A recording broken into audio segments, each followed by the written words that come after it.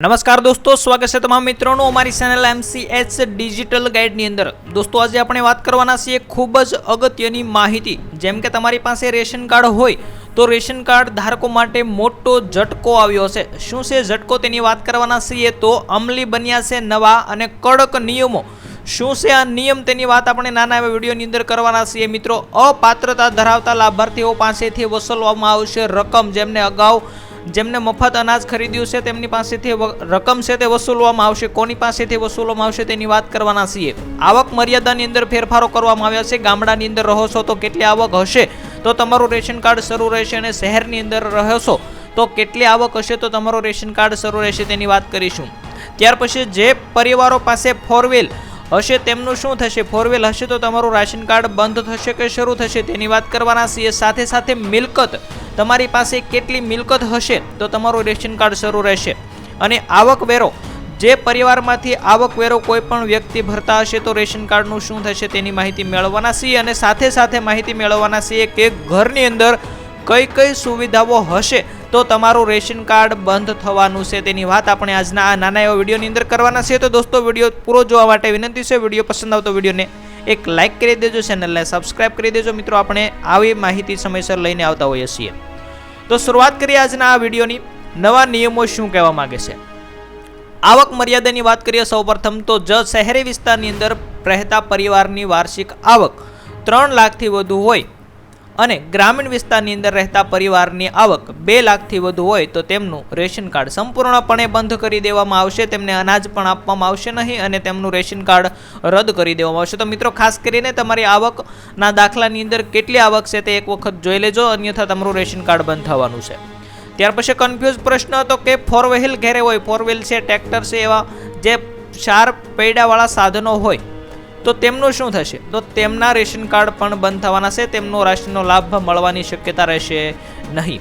અને વાત કરીએ મિલકતની, જો તમારી પાસે 100 ચોરસ મીટરથી વધુ વિસ્તાર ધરાવતો પ્લોટ અથવા તો ફ્લેટ હોય તો તમારું પાકું ઘર હોય અથવા તો તમને આ યોજના માટે અપાત્ર છો, એટલે કે તમને યોજનાનો લાભ મળશે નહીં। અને વાત કરીએ આવકવેરો, તો જો તમારા પરિવારની અંદર કોઈ પણ વ્યક્તિ આવકવેરો ભરતો હોય તો આખા પરિવારનું રેશન કાર્ડ બંધ થઈ શકે છે। તો આ હતા નવા નિયમો। અને ઘરની અંદર વાત કરીએ તો ઘરની અંદર કઈ કઈ સુવિધા હશે તો તમારું રેશન કાર્ડ રદ થશે? તો જેમના ઘરની અંદર એસી અથવા તો જનરેટર જેવી વસ્તુ હશે, જેવી સુવિધા હશે તો પણ આ યાદીમાંથી તમને બાકાત રાખવામાં આવશે નહીં, એટલે કે આ યાદી જે રેશન કાર્ડ રદ કરવાની યાદી છે તેની અંદર તમારો સમાવેશ થઈ શકે છે। હવે જોઈએ દોસ્તો તો કે જો રેશન કાર્ડ ધારક છો તો આ વિડીયો તમારા માટે ખૂબ જ ઉપયોગી થવાનો છે। કેન્દ્ર અને રાજ્ય સરકારે રેશન કાર્ડના નિયમોની અંદર મોટા ફેરફાર કર્યા છે અને ઘણા બધા નિયમો છે તે હાલ લાગુ કરી દેવામાં આવ્યા છે અને નિયમોનો સામનો ઘણા બધા લોકો કરી રહ્યા છે। વન નેશન વન રેશન કાર્ડના વિભાવનાને વધુ અસરકારક બનાવવા માટે 2026થી રાશન કાર્ડના નિયમોની અંદર મોટા ફેરફાર કરી દેવામાં આવ્યા છે। આ નવા ફેરફારથી દેશના લાખો અપાત્ર લાભાર્થીઓના નામ રાશન યાદીમાંથી કાયમ માટે દૂર કરવાની સંભાવના છે। તો દોસ્તો આ યાદીમાં કોણ કોણ આવે છે તેની આપણે આગળ વાત કરી।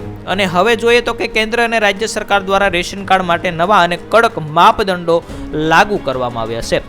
આ માટે સરકારે આવક અને સંપત્તિ મર્યાદા નક્કી કરી છે, જેથી ફક્ત જરૂરિયાતમંદ અને યોગ્ય લાભાર્થીઓને જ મફત અનાજનો લાભ મળી શકશે।